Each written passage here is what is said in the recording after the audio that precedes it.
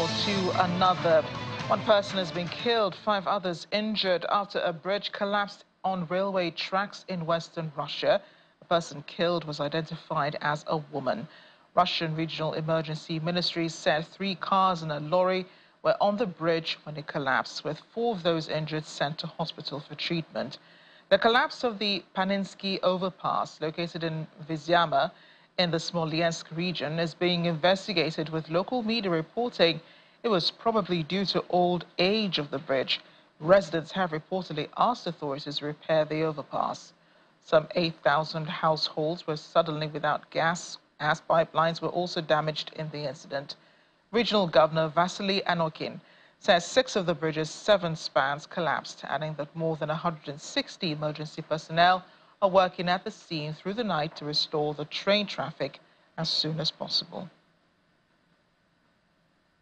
Meanwhile, Ukraine says its air defense system has destroyed 20 drone attacks launched by Russia overnight.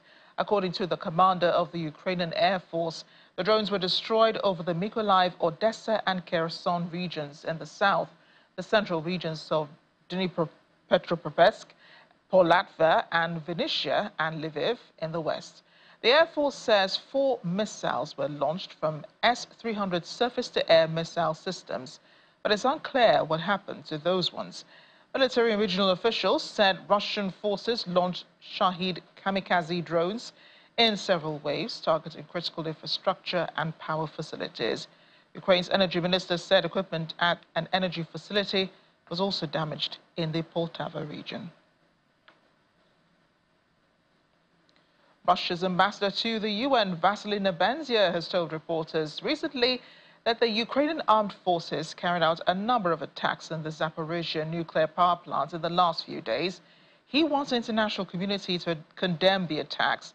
Nebenzia says kamikaze drones hit the area of the canteen on the territory of ZMPP, injuring 3 people, one of them heavily. He also said the armed forces directly hit with a drone a nuclear installation. In the last 3 days, the armed forces of Ukraine carried out a number of attacks against the Zaporozhye nuclear power plant. A kamikaze drone hit the area of the canteen on the territory of ZNPP. As a result, 3 persons were injured, one of them heavily, and a truck unloading the food was damaged. It is worth saying that just 20 minutes before the attack, this area was visited by the IAEA experts in accordance with the previously agreed plan. Precisely half an hour later, at 12:08 local time, a strike of combat drone was detected in the area of the ZNPP cargo port. And almost 3 hours later, at 15:05, the armed forces of Ukraine directly hit with a drone a nuclear installation, the dome of the power unit number 6. The IAEA experts, accompanied by the ZNPP employees, visited the sites that had been attacked around the plant. They inspected the places with the drones, hit with the drones, documented the damage and remains of munitions and delivery vehicles. We urge the international community to condemn these irresponsible and gravely dangerous actions of the Kiev regime. Its Western sponsors, instead of covering up its crimes and supplying it with more weapons and ammunition, should bear responsibility for the reckless actions by Ukrainian political and military authorities and for the aimed at compromising nuclear safety and security of the global scale.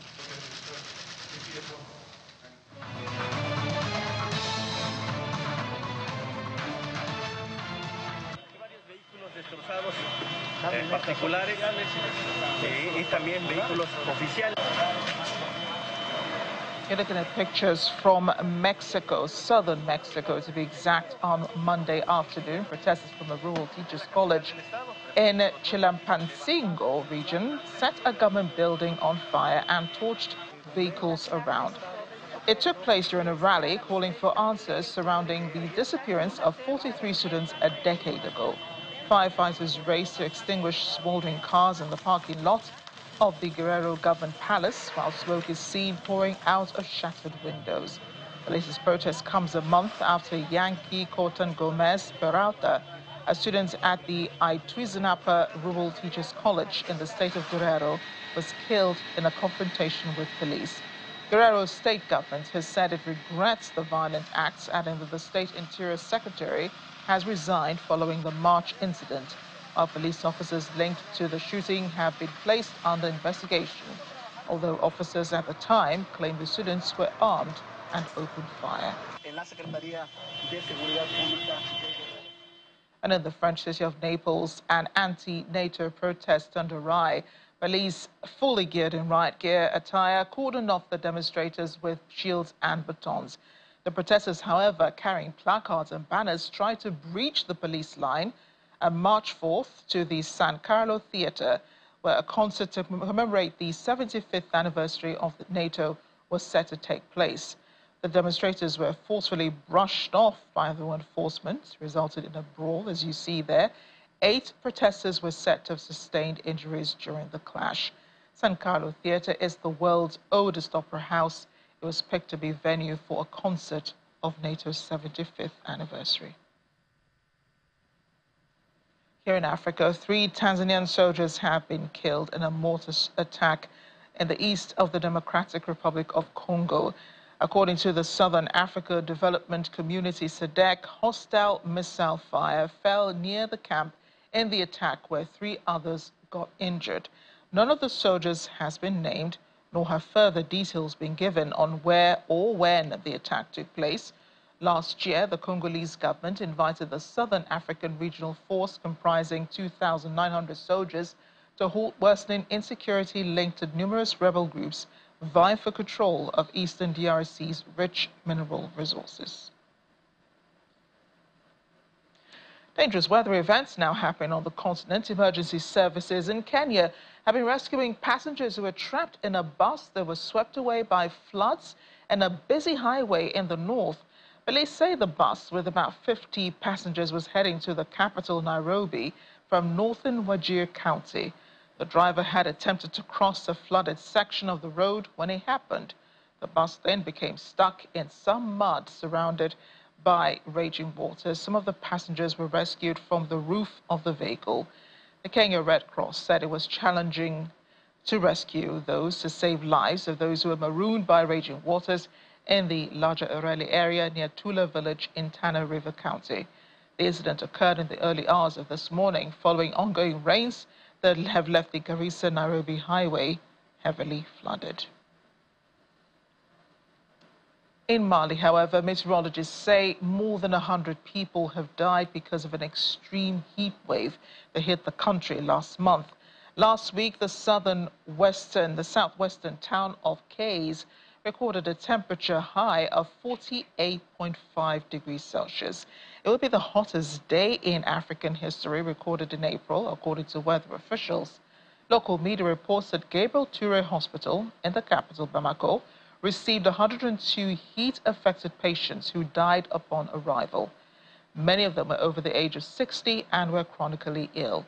Officials have urged residents to stay in well-ventilated areas and restricted learning for school children, as the young and elderly are the most vulnerable.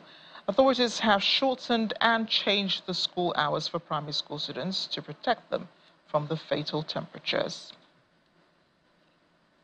Well, those high temperatures are nothing new here in Nigeria, where people may have noticed that the heat seems to have been turned up a notch. Director of NASA's Goddard Institute for Space Studies, Gavin Schmidt, says climate change could be the culprit here. It could move into uncharted territory, he says, if those temperatures do not fall by the end of the year. Warnings come as data showed the month of March was the world's warmest March on record, extending the run of monthly temperature records to 10 in a row. This, he says, has fueled concerns among some that the world could be tipping into a new phase of even faster climate change. A weather system called El Nino is behind some of the recent heat. Temperatures should temporarily come down after El Nino peters out in coming months, but some scientists are worried that they might not. Dr. Schmidt is concerned about what this means for predictions going forward, saying our predictions failed quite dramatically for the specifics of 2023, And if previous statistics do not work, then it becomes much harder to say what's going to happen in the future. Politics now. Togo's lawmakers have launched consultations across the West African nation. The move comes after a controversial constitutional reform was passed in late March by lawmakers whose legitimacy has been challenged.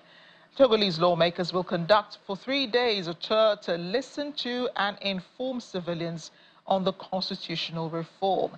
Customary rulers and selected groups are reported to be in the main target of the consultations. The proposed constitution, which was passed in March, grants Parliament the power to choose the president, doing away with direct elections. This transitions Togo from a presidential to a parliamentary system. Instead of a renewable 5-year term, the proposed bill restricts the power of future presidents and introduces a 1-term limit. Opposition fears a rule could become an avenue for President Faure Gnassingbé to extend his grip on power. And as the war rages on in Sudan, patients in hospital are battling treatment because health facilities are reporting problems with both capacity and availability of procedures during the ongoing conflict. That conflict, which began in April last year, has caused severe disruption to medical treatment, as well as ongoing issues with trade routes and domestic production.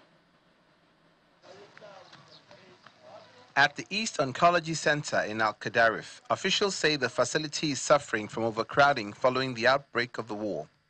Although cancer patients are undergoing treatment in the hospital, many report issues with both capacity and availability of procedures during the ongoing conflict.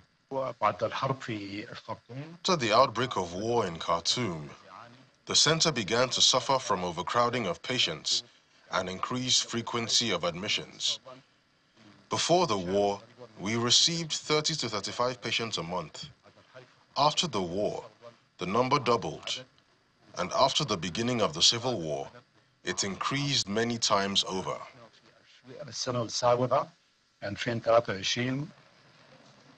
Dr. Kisember adds that the number of days dedicated to chemotherapy had been increased from 2 to 5 a week, as well as a small staff pool working additional shifts. Ishan Mohammed Suleiman, displaced patient from Darfur, said her treatment had been interrupted many times by the fighting. I started chemotherapy in Khartoum. After 3 doses, the war broke out. Then I was displaced to Shendi and completed my treatment there. I had a second operation. After 2 months, I felt pain again. So I went to Madani. After suffering for 8 days on the road, I underwent tests and began treatment. Over in Omdurman, a sister city of the capital, Khartoum, the sole healthcare facility, the Al Rumi Medical Center, finally reopened after being closed in April 2023, amidst fighting between the Sudan Armed Forces and militants of the Rapid Support Forces. May God fix the country and end this war. The center includes all medical specialties in the field of treatment and an external pharmacy. And with God's help and success, we treat all patients. Footage shows the inside of the center, where citizens line up at the reception desks, waiting to get their medical checkups in the main hall, while doctors carry out their work in the laboratory and conduct examinations for their patients. Al Rumi Medical Center provides integrated medical services in all specialties and rare specialties. We have a heart consultant, a kidney consultant, an ophthalmology department, and a dental department. We used to work in the morning shift, but now we work in the evening shifts as well.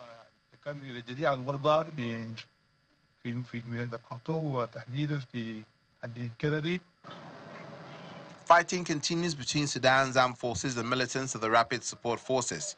Up to 15,000 people have been killed, according to UN sources, with over 8 million displaced. Cultural and religious norms have been identified as a root cause of sexual and gender-based violence. That's the position of participants at an event on sexual and gender-based violence which took place in the Nigerian capital, Abuja. The consensus is that prevention must be taken seriously to address the menace. Acts of violence against women in Nigeria occur across cultures, social class and ethnic groups. Like in many parts of the world, gender-based violence remains a pervasive issue that undermines the rights and dignity of women and girls. Data reveals that an estimated 736 million women have been subjected to physical or sexual violence globally. In Nigeria, 33% of women have experienced physical violence at the age of 15. Similarly, data from the Mirabel Center in Lagos shows that 81% of reported cases of sexual assault between 2013 and 2019 were committed against children. Unfortunately, these staggering statistics have been worsened by security challenges, particularly in the northern part of the country. Amidst these challenges, this roundtable discussion provides a platform for collaboration and the need to explore diverse approaches to gender-based violence prevention. Amidst these challenges, there is hope. Hope in the transformative power of collaboration, innovation, and solidarity. Traditional and religious leaders are key in discussions here, as they are believed to have the capacity to implement community-led initiatives towards challenging negative practices against women and girls. We create culture, we create traditions, and as we change, these cultures and traditions are to change too. Male chauvinists and others who want to put women and girls down, they would look for scriptural passages to hinge their behavior on. But we are able to, at these training workshops that we have, we are able to debunk those things. Despite the challenges, an assessment of successes recorded in the fight against SGBV were also highlighted with the focus on prevention. Over the past 4 years, we ran a maternity waiting home in Sokoto, one of the states with the highest maternal mortality, and through that project, we've seen over 5,000 women pass through it without a single incident of mortality. We recognize the importance of the traditional institutions and religious institutions. Education remains very paramount. We must change the orientation of it.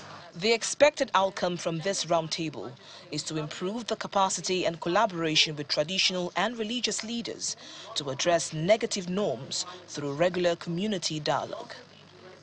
Victoria Longjon for Channels Television News. Still ahead of the world today.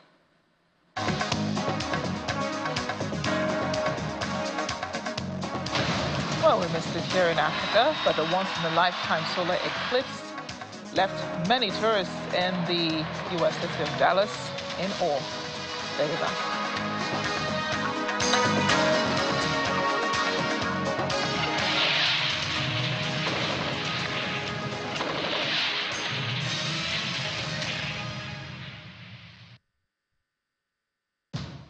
Big tech wasn't really here. What have they seen in the past 10 years, which is making all of them want to put their HQ here? If you're a business that sees itself going global, we'll definitely need some sort of like boosts. We need to tap into those existing networks that these big tech companies do provide. Is there a downside to big investment in Africa? Okay. It's a tricky question. We want to be like Amazon, we want to be like Google. Like, this is not, we are not looking to sort of be just another player. For me, big tech is something highly controversial. I see the value of it, but I also see that Africans should stop playing second fiddle to some of these organizations and have the confidence to start building our own technology. We've seen how we are using the limited resources we have to solve real problems. They've seen indigenous tech startups achieving things that took them years to figure out.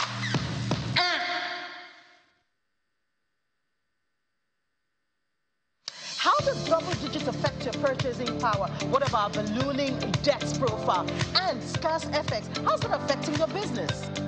The federal government is turning to the money market to fund its deficits. Are yields contracting or expanding? Is this a good buy for you? Inflation drives MPC decisions and affects sentiment at the equities markets. What is happening to your investments? Or would you rather go digital? We track all the volatility in the crypto market. Get the answers from the business team every weekday at 1 p.m. on Business Incorporated, only on Channels Television.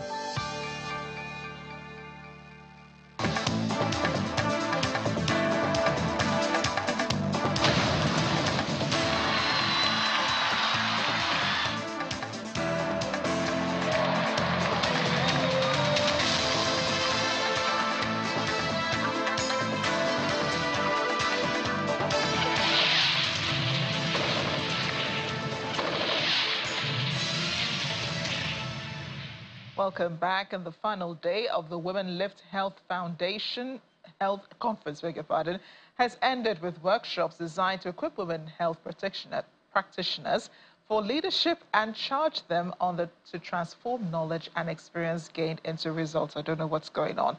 Well, our correspondent Bukola Koka has more on this from Tanzania. So in this particular approach of the conflict dynamics profile, what would the advocacy for more women in public health leadership be without the women soliciting the support of the men, especially in a challenging world? Not a constant, can change at any time. Therefore, this important subject matter formed the opening theme for the first panel on the last day of the conference, covering other themes like navigating workplace politics and gender bias in the workplace. The potential women leaders in this nucleus are being equipped to recognize and manage the challenges along the pathways to attaining the leadership positions to achieve the desired results in public health. It is a society's shared beliefs, so it belongs to the society. So how many societies did you say are in? About 500, okay, so 500 different societies, it could be 500 different shared beliefs. When we talk about shared beliefs, we use the word norms. You see that there's the root of the word normative. It means that it's shared beliefs, norms, okay? Largely, I would say gender is also about who we are, roles, identities, where we come from, and very deeply linked with this, the whole notion of power as well. So in this particular approach of the conflict dynamics profile, this focuses on specific behavioral responses to conflict and how some of these behaviors might be changed. And it starts with the assumption that whether we like it or not, conflict is inevitable. It happens all the time, every day. We're dealing with conflict all the time. Leadership is a lifetime journey. It's a privilege and should be intentional. And as Anita Zaidi emphasized, gender cannot be a side issue. We need to have collective action to change the narrative and reimagine leadership. Just to add, sort of this looks like it's a women role, but the talk that we had in the morning about men being allies and having them on board is helpful because it changed the conversation, but we don't just see men as like the enemies, understanding they also have a part to a role to play and also involving them. Some Nigerian women commissioners and the special advisor to President Bola Tinubu on health share their gleanings from the conference. We have so many policies for the health sector, and one of my mandate is implementing this policy. And I want to assure you that using all the experiences that I've gained here, I will ensure that these policies are implemented, and to ensure that, because I know that implementing these policies will change the narrative. It's very, very important to me. I can say this is one of the most significant activities that take place during my office, because I am increased in knowledge, we've increased in capacity, and we have made so many interactions that will contribute massively to the running of my ministry. So I enjoy it very well. It's important because it also gives us opportunities to learn how to step up our skills in leadership in the country and how we can play a better role guiding policy to ratios and also nationalization of policy. The founder of the Women in Leadership Advancement Network, Willen, speaks on the prospects of Nigerian women commissioners participating in the conference. For a lot of the female commissioners and even the special advisor to the president who have come to this conference, there were immense opportunities for networking. We had over 800 delegates attend this conference, so immense opportunities to learn and to share best practices. An opportunity as well to see what donors are interested in and where the trends are evolving to. The Women Lift Health Global Conference closes today, having convened funders, implementers, healthcare givers, and public health practitioners in a vibrant ecosystem. But what's more important is the results that should be discernible in the human health indicators of the countries represented here, such that this three-day exercise would not have been just another talk show. From Dar es Salaam in Tanzania, Bukola Koka for Channels Television News. And against all odds, an Ethiopian artist who lost both hands as a child is finding the inspiration to follow his passion, painting. At 90 years of age now, Warku Mamo says he is pursuing his dream of becoming a painter by finishing art school. Warku Mamo, a 90-year-old Ethiopian artist, has defied the odds to pursue his passion for painting, despite facing a significant challenge. He lost both hands in a bomb blast when he was just 10 years old. In Addis Ababa, the artist is sketching with remarkable skill, using his arm storms to guide the pencil across the canvas as students watched on. Colorful paintings and detailed sketches could be seen in his studio. Despite losing his hands, he says he was determined to pursue his dream of becoming a painter. After finishing art school, he traveled to Russia, where he said he had learned how to live. From Russian people, I learned how to live, and I did not only learn painting from Russian people, but also how people live together. Not seeing people as political and understanding that all Russian people have freedom of thought.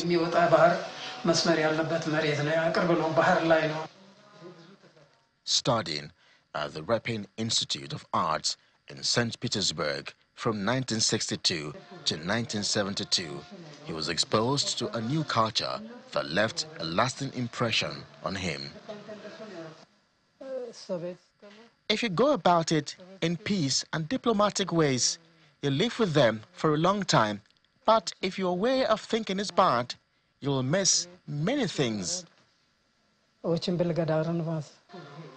He also highlighted the importance of not viewing people through a political lens and recognizing the freedom of thought that all Russians possess.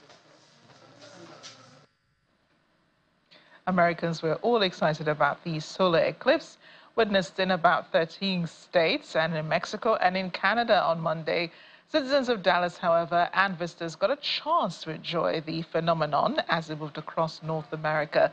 Many people were wearing special glasses and using special devices to protect their eyes as they watched the moon block out the sun and darkness descend for around 4 minutes. Total eclipses occur every 1 to 3 years, that is, but are visible only in specific areas for a short period of time. This time, the path of totality stretched through North America, crossing a dozen states, including Texas, Arkansas, and New York. Next total eclipse for the U.S. is expected in 20 years. In August 2044, while Dallas itself will have to wait until 2317.